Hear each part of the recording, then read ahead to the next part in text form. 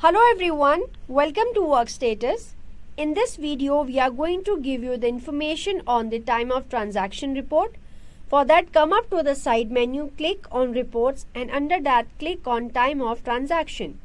You are landed to a screen to view the team members' time of transaction details. Here you can select the member, team and the department. Select the member name from here.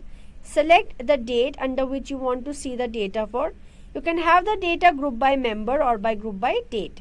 Click on generate report. Here you can see the data which is coming up. It shows you the policy name, the member name, what time it has been logged on, the request was logged, and what was the type of the policy, what date was that, the time, type and the reason, and been at whom it has been changed by. It also gives you the duration in number of hours. You can have this data filter out using these filters here. You can send to a specific email address. You can have this report scheduled at a certain time, and you can even download as PDF or a CSV format.